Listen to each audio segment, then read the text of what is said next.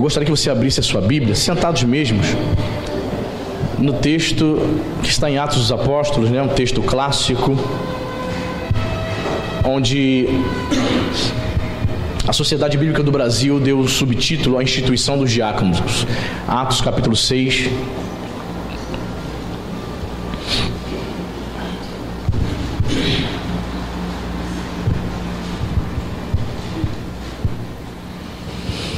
Atos dos Apóstolos, capítulo 6, a partir do versículo 1.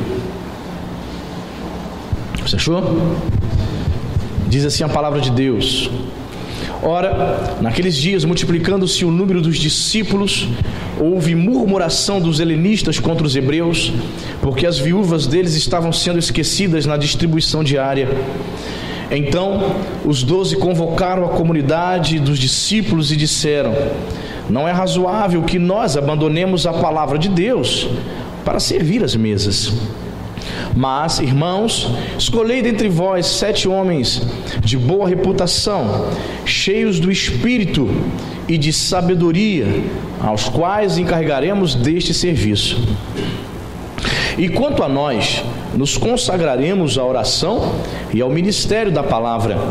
O parecer agradou a toda a comunidade, e elegeram Estevão, homem cheio de fé e do Espírito Santo, Filipe, Prócoro, Nicanor, Timão, Pármenas e Nicolau, prosélito de Antioquia.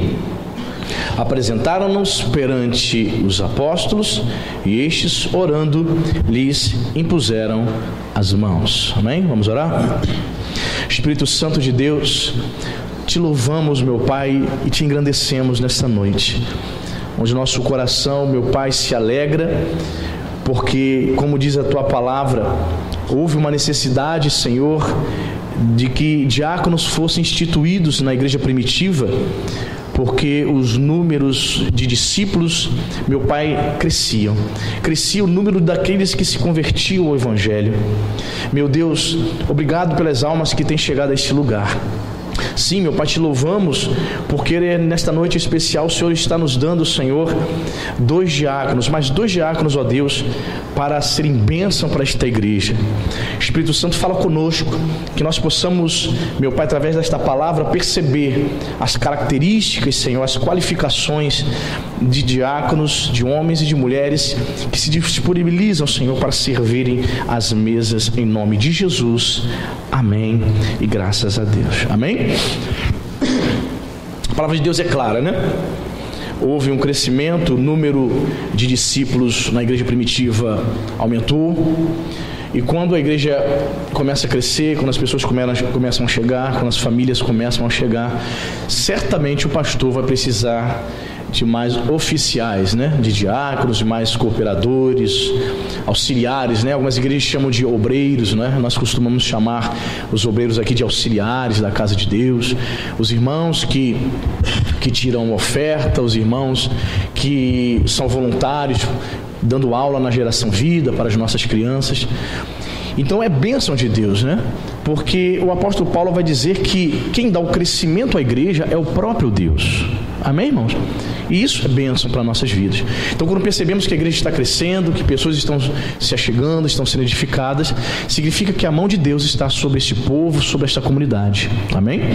E assim como aconteceu na igreja primitiva, aqui também tem acontecido. Eu tenho assim o nome de todos os irmãos aqui, todos os nomes de todos os irmãos aqui. Por mais que você venha pouco aqui, por menos que você venha aqui, pastor ando meio sumido, sabe? Meio sumida, o seu nome está na minha agenda, meu irmão, na minha lista. Na lista negra não, é branca, meu irmão. Eu conto com o irmão. Eu entendo que se o irmão está vindo aqui, a irmã está vindo aqui, é porque a irmã tem sido abençoada ouvindo a ministração que sai desse púlpito, amém? Então eu conto com os irmãos estão todos lá anotados na minha lista. Irmã Estela, Lincoln, Dani, Gabriel, todo mundo, Sônia, eu boto assim, Sônia Gouveia, Sônia 1, Sônia 2, Quem tem 2 nomes iguais, vou botando lá. Todos vocês estão, Kelly, Márcia Kelly, todos vocês estão lá na lista. Eu entendo que vocês são minhas ovelhas. Amém, queridos? E essa é a bênção de Deus. Então, eu estava contando esses dias, temos quase 100 pessoas, 97, 98 pessoas caminhando conosco aqui. Amém? E sabe qual foi a minha oração no final do ano, no início do ano? Senhor, me dê 100 almas até dezembro. Deus está ouvindo a minha oração? Chegaremos a 100? Pode até ultrapassar, né? Espero em Deus. Então há uma necessidade de termos mais pessoas no ministério, trabalhando, servindo a Deus. Então eles perceberam isso também na igreja primitiva. Diz o versículo 2: então os 12 apóstolos, né, Judas Iscariotes já havia morrido, se suicidado, e diz a palavra de Deus que Matias assumiu o lugar dele. Então por isso que conta 12. Os 12 apóstolos convocaram a comunidade dos discípulos e disseram: não é razoável que nós abandonemos a palavra de Deus para servir as mesas. Servir as mesas não é necessariamente só servir Santa Ceia. O diácono não é só para isso. É uma expressão para referir-se às muitas tarefas que acompanham o crescimento da igreja. Amém, queridos? Vamos supor que a necessidade de ir a um sepultamento. Eu posso chegar para um diácono e pedir: diácono, me represente no sepultamento de um familiar de irmão fulano. O diácono pode ir. Sabia disso? O diácono, ele pode pregar a palavra de Deus. Você sabia que na Nova Vida o diácono ele pode até mesmo ministrar a Santa Ceia? Amém? Você sabia disso?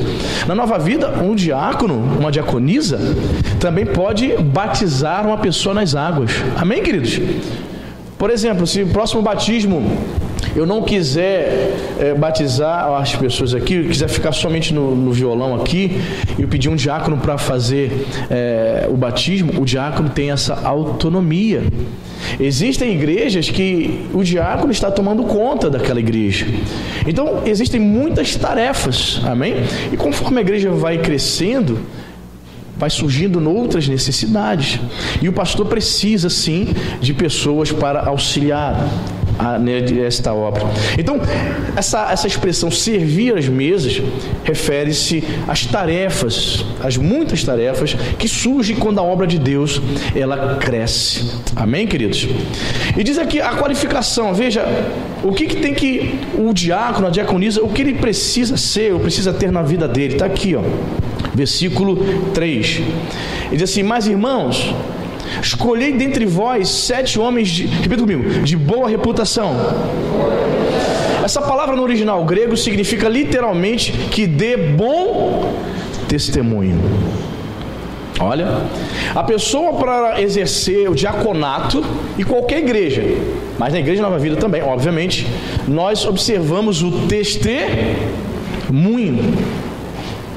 Às vezes o camarada ele é muito bom. Como assim, pastor? Ele é bom, ele prega, é um camarada que evangeliza, dinâmico, pau para toda a obra. Pastor, estamos aí para o que der e vier. Mas às vezes a esposa não acompanha bem, não acompanha ele. É complicado, né? Somente ordená-la ao diaconado. Ou percebe-se que a esposa manda nele. Está claro para todo mundo isso. O pastor percebe, a igreja percebe que quem manda dentro da casa dele é ela. Papéis invertidos. A Bíblia diz que numa casa o cabeça deve ser o marido. Então, se eu perceber isso, há uma certa dificuldade de ordenar tais pessoas, diaconato, porque vai ter problema. Vai ter problema. Eles precisam primeiramente resolver esse problema dentro da casa deles. Ela precisará primeiramente obedecer a palavra de Deus e entender que o marido é o cabeça, não ela. Você está entendendo? Então nós observamos isso. O camarada, o candidato ao diaconato ou a candidata à diaconia, se soubermos que ela é uma pessoa que briga com todo mundo lá na vizinhança dela, se soubermos que ela é uma pessoa que dá péssimo testemunho, briga, discute com todo mundo na rua, briga, xinga palavrão, essas coisas chegam ao ouvido do pastor, sim ou não? Coisa ruim chega, né? Notícia ruim chega rápido. Certo? Se essas coisas chegam ao ouvido do pastor, como é que o pastor vai ordenar a pessoa ao diaconato? Irmãos, para que eu pudesse ser ordenado ao ministério pastoral, eu fui mandado para ser consultado por psicólogo. Ainda bem que não me mandaram para psiquiatra, né? Os pastores da Nova Vida, antes de serem ordenados, eles têm duas sessões com psicólogo. Eu não sei para quê, mas tem. O bispo manda os candidatos ao ministério pastoral, vão lá. É retirado nada consta, da minha pessoa, na delegacia de polícia mais próxima, para saber se eu tenho algum histórico, né? Se meu nome tem, a ficha tá suja lá. Você entendeu? Tem que ter esse cuidado, sim ou não, irmãos? Sim, porque o nome do Senhor é o que está em jogo. Há pessoas que querem exercer, cargos importantes na igreja, mas elas não trataram de questões da sua vida. Então elas trazem o quê? Escândalo para o evangelho. Então uma pessoa não pode ser ordenada de qualquer maneira. Ela precisa cuidar da vida dela. Ela precisa se consertar. Se está vivendo junto, amaziado, né? Ela precisa casar direitinho. Se está devendo todo mundo na praça, devendo agiota, ela tem que procurar se acertar. Irmãos, eu já fiquei sabendo de história de pastor pregando e agiota 8 horas da noite no culto de domingo na porta esperando o pastor para cobrar o pastor. Você sabe o que é isso? Um agiota está na porta esperando o pastor para cobrar o pastor, com o pastor todo enrolado. Boa reputação se exige de um diácono, quanto mais um pastor, né? Boa reputação. Era a qualificação daqueles diáconos da igreja primitiva. Eles precisavam ter boa reputação, dar bom testemunho. Silvio e a Paula, eles estão aqui desde fevereiro de 2011, perfeito? Então são 7 anos e... quantos meses? 9 menos 7 meses. 7 anos e 7 meses aqui. E graças a Deus nunca chegou uma denúncia, alguém falando mal desta família, amém, irmãos? Tudo isso é observado. Qualificação para o diaconato, dar bom testemunho, não somente dentro da igreja, mas principalmente lá fora. Por exemplo, nós temos aqui o irmão Kendi, né, Kendi? Fica tranquilo, Kendi. Kendi serve no mesmo quartel que o Silvio, não é isso? Boa reputação, sim ou não? Se não, ele ia falar, pastor, deixa não, pastor. Senão ele ia dar o grito dali, ó. Sim ou não, irmão? Temos ali irmão que serve pelo mesmo quartel. Sempre percebeu e notou bom testemunho do servo de Deus. Amém, queridos? Qualificação para ser um diácono. Tem que dar bom testemunho. Tem que ter uma caminhada com Deus. Servem a Deus há muitos anos, desde a adolescência. A história deles, um tanto quanto parecida com a minha, se converteram jovens, 15, 16 anos, servindo a esse Deus maravilhoso. Amém? Diz aqui que o diácono, versículo 3, eles deveriam ter boa reputação e deveriam ser cheios do Espírito. Os diáconos devem apresentar evidências de que são influenciados e guiados pelo Espírito Santo de Deus e pela palavra de Deus. Amém, irmão? As pessoas precisam perceber isso, de que são homens e mulheres influenciados e guiados pelo Espírito Santo, amém? Porque você consegue perceber, irmão, até o não crente, até uma pessoa que não serve a Jesus, consegue identificar quem é verdadeiro e quem não é, sim ou não? Quanto mais você que tem o Espírito Santo, você consegue identificar quem é cheio do Espírito Santo, quem é influenciado pelo Espírito Santo, quem é guiado por esse mesmo Espírito. Qualificação para o diaconato, a pessoa precisa ser cheia de Deus. Ser cheio do Espírito Santo é uma pessoa cheia de Deus. É uma pessoa que você vê a alegria do Espírito de Deus, a alegria da salvação no coração dela, estampado no rosto dela, amém, irmãos? E graças a Deus nós temos visto isso na vida desses irmãos, amém? Cheios do Espírito, direcionados pelo Espírito Santo. Quem é cheio do Espírito Santo são submissos, são pessoas submissas. O pastor diz A, mas o indivíduo acha que o B seria melhor fazer B, pastor, é mais bonito, mas ele faz A por obediência. Ele não faz B porque achou mais bonitinho, ele faz A porque ele obedece, porque ele é submisso. Quem tem o Espírito Santo de Deus, ele se submete, ele reconhece e dá honra à sua liderança espiritual. Satanás, infelizmente, tem contaminado muitos corações, muitas pessoas, para que venha muitas vezes a atacar o seu próprio líder espiritual. Às vezes não fala nada tete a tete, mas às vezes por trás fica falando mal, detonando o seu líder. E queridos, eu tenho certeza, eu não acho, eu tenho certeza, depois você é só perguntar à irmã Sônia, a mãe da Paula, que é uma família, que é um casal que desde o início intercede e ora por essa igreja, amém, queridos? Desde o início intercede por mim, pelo meu ministério e pela minha família, amém, queridos? Silvio não sabe disso, mas vou falar uma coisa aqui, Silvio. Silvio e Paula viram algumas coisas aqui no início desse ministério que muitos que estão aqui novos não viram. Foi um momento difícil, né, Silvio? Primeiro, segundo ano. Havia um grupo aqui que realmente estava me dando muito trabalho, um grupo de pessoas me dando muito trabalho. E teve um domingo à noite que eu precisei dar uma palavra para esclarecer algumas coisas. Eu terminei de pregar 10 minutos antes, assim, 8h50, eu termino 9 horas, né? No domingo à noite. Eu terminei de pregar e falei assim: irmãos, não vai embora, eu preciso dar uma palavra, uma declaração aqui. Aí eu dei a declaração do que podia, que não podia. Algumas pessoas estavam trocando os pés pelas mãos, fazendo algumas confusões aqui. Estavam tentando, em outras palavras, estavam tentando criar uma igreja dentro da igreja. Eu precisei dar um corte e dizer o que era para as pessoas fazerem ou deixar de fazer.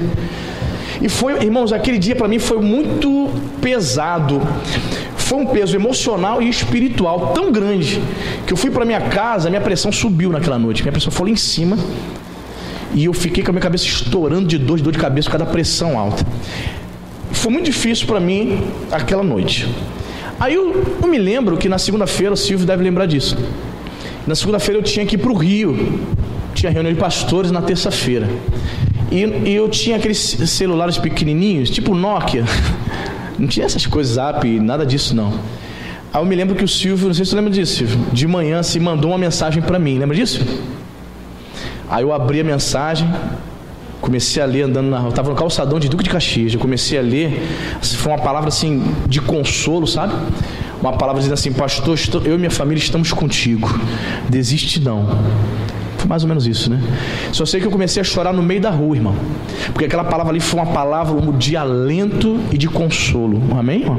Então veja, certamente ele vai dizer: pastor, o senhor também é bênção na minha vida, mas também vocês, os irmãos, são bênção também na minha vida, amém, querido? Isso é maravilhoso. Isso é evidência de uma pessoa que é cheia do Espírito Santo. E eu andava sozinho ali, caminhando, lendo aquela mensagem, naquele celularzinho de R$90, andando no meio da rua, lendo a mensagem, o textão, e eu chorando igual criança. Eu quero voltar para Caxias. Quero ser pastor, mas não. Mas ali o Espírito Santo me consolou, me trouxe um novo ânimo, e estamos aqui por graça de Deus, amém, irmãos? Pregando a palavra de Deus. Então veja como Deus pode nos usar, amém, irmãos? Uma palavra, um texto, uma mensagem. Diz mais aqui, ó, que o diácono deveria ser cheio de sabedoria. Sabedoria, quando você vê um crente sábio, poxa, esse crente aqui, poxa, um crente de sabedoria, né? Você vê nisso um reflexo de amadurecimento espiritual. Irmãos, a Paula chegou aqui, tinha 26 anos, não é isso, Paulo? 26 anos, mais jovem, 26 anos. Eu vi nesses 7 anos e 7 meses como Paula cresceu espiritualmente, amém, irmãos? Como ela foi crescendo, como o Silvio foi crescendo, foi amadurecendo. E quando a pessoa vai amadurecendo, suas declarações, seu comportamento são de pessoas extremamente sábias, amém? Porque você pode conhecer pessoas, você pode ser uma pessoa que ama muito a Jesus, mas sem sabedoria nenhuma. Conhece pessoas assim? São pessoas que amam a Jesus, mas sem sabedoria nenhuma. Eu não sei se você percebe isso num dos candidatos à presidência da República. Você percebe? Eu vou falar do Cabo Daciolo. Você duvida que ele ama Jesus? Você duvida? Ama Jesus. O cara está lá no monte o tempo todo. Ele faz live lá do monte. Você vê que é um cara que ama Jesus. Todavia ele é um cara um tanto quanto sem sabedoria nenhuma. No primeiro debate que ele se apresentou ali, você percebeu? No primeiro debate, acho que foi o debate da Band, né? Ele chegou metralhando o Alckmin. Eu quero saber o que significa Illuminati e Ursal. O que é isso? Calma. Sem sabedoria. Ele poderia fazer o quê? Declarar as propostas de governo dele como qualquer um. Poderia apontar a falha dos programas de governo dos seus adversários como qualquer outro candidato. Mas ele quis falar sobre os Illuminati, sobre Ursal. Ou seja, um crente que ama a Deus, mas sem sabedoria nenhuma. E tem crente, vai votar nele. Não, ele é a solução do país. Quem disse, irmão? Quem disse? Veja bem, irmãos, o fato de você andar com a Bíblia na mão não significa que você tem capacidade para administrar uma nação. Você entende isso? Certa pessoa postou assim no Facebook: como pode? Querem votar no homem que fica fazendo sinal de arma e desprezam um que segura a Bíblia na mão. Querido, todos os crentes andam com a Bíblia na mão, sim ou não? Você está com a Bíblia na mão? Mas você pastoreia a igreja? Administra uma igreja? Todos têm um chamado para administrar uma igreja? Não. Ele anda com a Bíblia na mão.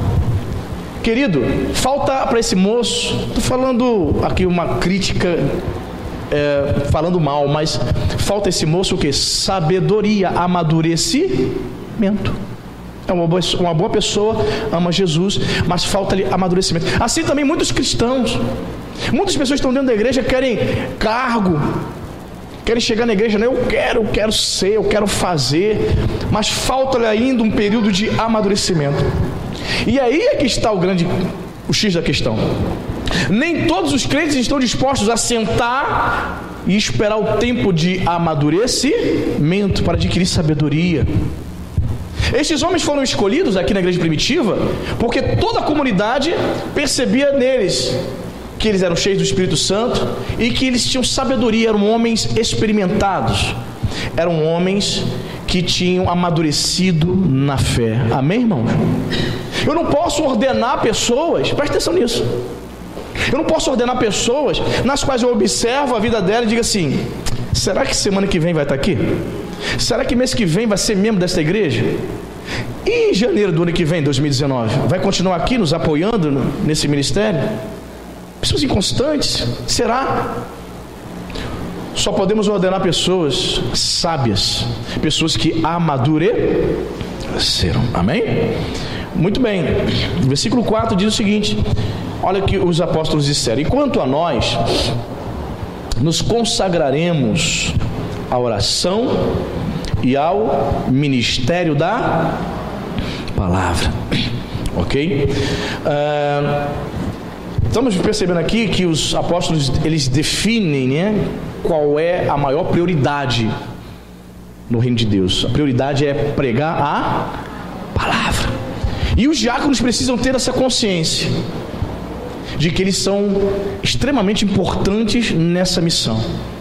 Os diáconos estavam entendendo que os apóstolos deveriam estar livres para orarem pelo povo e para pregarem a palavra de Deus, ensinarem a palavra de Deus para o povo. Amém, irmãos? Certa vez o bispo Volney falou lá em Parque Lafayette uma mensagem, eu ainda estava lá ainda, e era uma época que tinha muitas obras, né? Lafayette passou por um período que as obras entrava ano, saía ano e direto obra.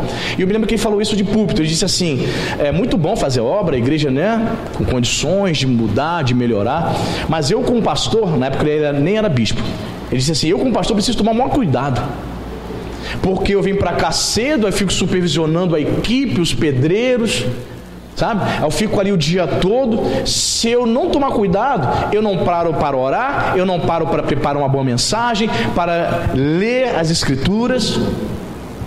O pastor precisa ter tempo para se preparar para ministrar a palavra de Deus. Amém, irmão?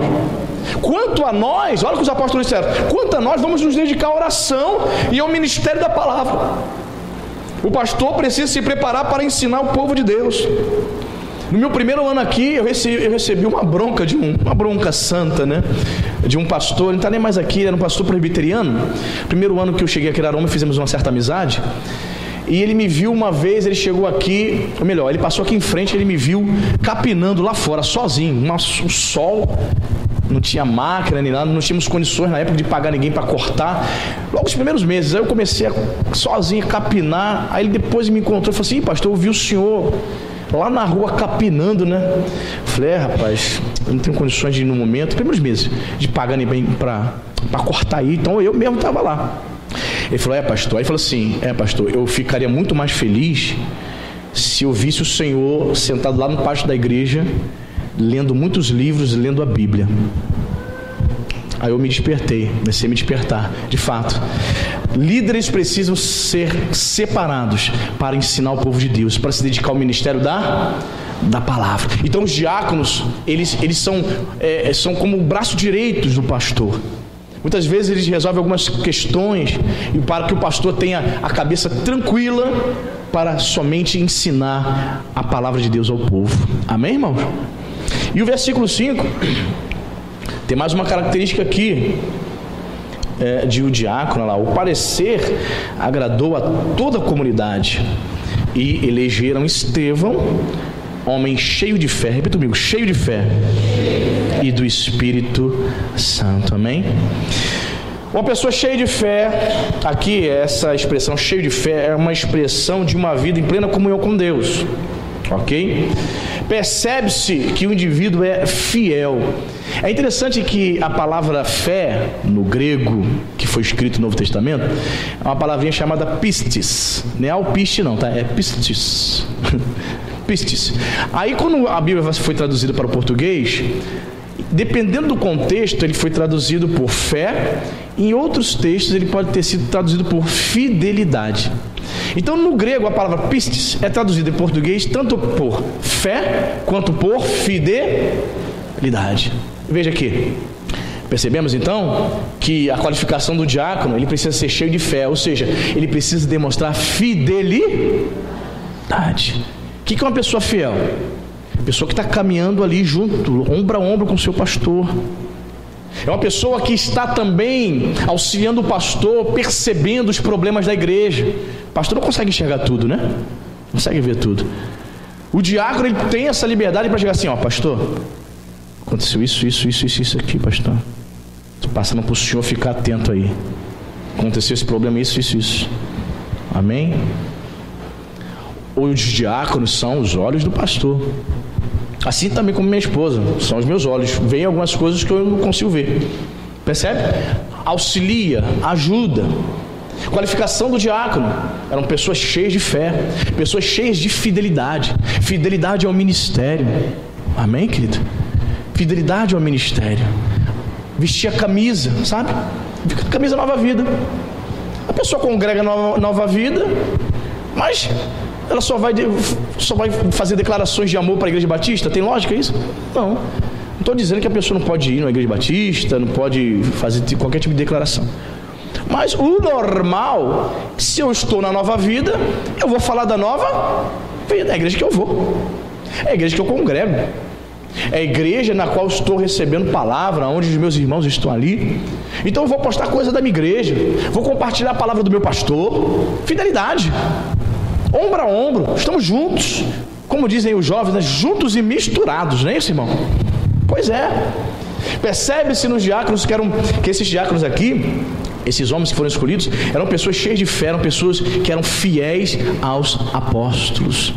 Eles colocavam em prática o que os apóstolos ensinavam. Amém, irmão? Porque também não adianta, né? Ser fiel à igreja, mas não pratica nada do que o pastor fala, do que o pastor ensina. Não adianta. Ela só vem na igreja, mas não é fiel ao ensino daquele ministério. Esses diáconos, eles também eram fiéis aos ensinos dos apóstolos. O que os apóstolos pregavam, eles obedeciam e acatavam. Marca, característica dos diáconos para servir numa igreja local é que eles são cheios de fé, eles são fiéis àquele ministério, estão caminhando ombro a ombro com o seu pastor. Amém, queridos? Ombro a ombro. E o verso 6 vai dizer-nos: apresentaram-nos perante os apóstolos, e estes, orando, lhes impuseram as mãos. No Novo Testamento, irmãos, impor as mãos tem assim um sentido simbólico, significando que estamos ali afirmando ou confirmando, né? Agora vou perguntar de novo: quantos já sabiam que seria o Silvio e a Paula serem ordenados aqui? Quantos? A maioria, né? Por quê? Porque estava dando na pinta, né? Estava claro. Então o que o pastor faz? Quando as pessoas percebem-se isso, a fidelidade, né? O pastor, vou ordenar. Aí você já sei, é fulano. Então o que está acontecendo aqui? Na imposição de mãos, está havendo uma confirmação. Amém? Uma confirmação, ou uma consagração, uma dedicação àqueles irmãos que estão sendo ordenados. Amém? E uma coisa que é importante também dizer e falar, né? Gostaria de até de chamar já os irmãos aqui para sentarem-se aqui. Em nome de Jesus. Uma coisa que é importante dizer para você que está há pouco tempo na Nova Vida, não sabe como a Nova Vida entende, trabalha algumas coisas. Diaconato, presta atenção, diaconato não é ministério. Não, pastor? Não. É função de igreja local. Percebe? Não é ministério. Pastor, o Silvio está sendo ordenado ao diaconato, então significa que ele vai ser pastor ano que vem. É isso? Também não. Pode ser que ele tenha um chamado? Não sabemos. Pode ser que seja diácono a vida toda? Né? Entende isso? Então, diaconato não é ministério, é função de igreja local. Qual é a diferença, pastor? Tem. Por exemplo, a Bíblia diz que ministério, existe o ministério pastoral. Então eu sou pastor aqui. Se eu sair daqui e for lá para Paraíba, se eu for lá para o Rio Grande do Sul, eu chego lá como pastor. Embora eu chegue lá e não vá pastorear nenhuma igreja, eu serei chamado de pastor. Ok? Então, pastor é um ministério. Diácono é uma função da igreja local. Se eles saírem daqui e forem morar, pastor, eu vou voltar a morar na Baixada, em Belfor Roxo. Não? Estou falando hipoteticamente. Santa Catarina. Vamos supor que eles queiram para frente, daqui a muitos anos, eles queiram morar em Santa Catarina. Aí eles vão morar lá em Chapecó. Não, porque em Chapecó tem uma igreja de Nova Vida lá. Amém? Aí vão morar lá na Nova Vida. Eles chegam lá, aí eles vão dizer lá para o pastor da Nova Vida: pastor, nós viemos da igreja Nova Vida de Araruama, pastor, antes fomos diáconos lá por 10, 15 anos e viemos morar aqui em Santa Catarina. O pastor, ele não vai recebê-los como diácono, porque eles foram pastor na igreja local. O pastor vai observá-los, se ele desejar ou não, ele poderá reconhecer o diaconato do Silvio e da Paula, ok? Se eles saírem daqui e forem lá para a igreja do Bispo Miguel, vai morar em Caxias, o Bispo Miguel não é obrigado a recebê-los como diáconos. Quem está entendendo? Porque diaconato é função, assim como bispo. Bispo também é função. Antes de ser bispo, o nosso amado Bispo Volney, ele é pastor. Bispo é uma função que ele pode deixar de ser, mas pastor não. Pastor ele é em todo lugar. Deu para você entender isso, irmãos? Em nome de Jesus. Bem, a ordenação diaconal é uma cerimônia bem simples, bem singela. Primeiramente eu vou pedir para os irmãos, um de cada vez, um por vez, para falarem algumas palavras enquanto os irmãos podem ficar sentados. Depois eu peço os irmãos para levantarem. Amém? Eles vão dizer algumas palavras e vocês vão observar em nome de Jesus.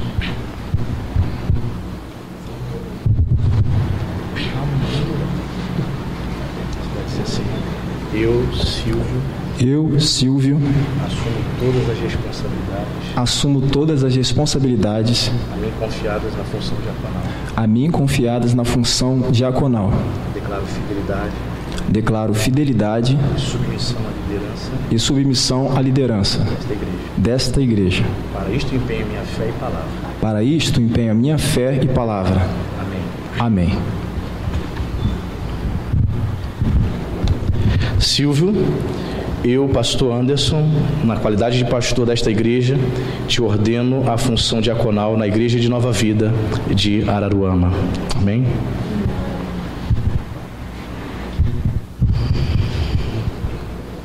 Eu, Paula. Eu, Ana Paula.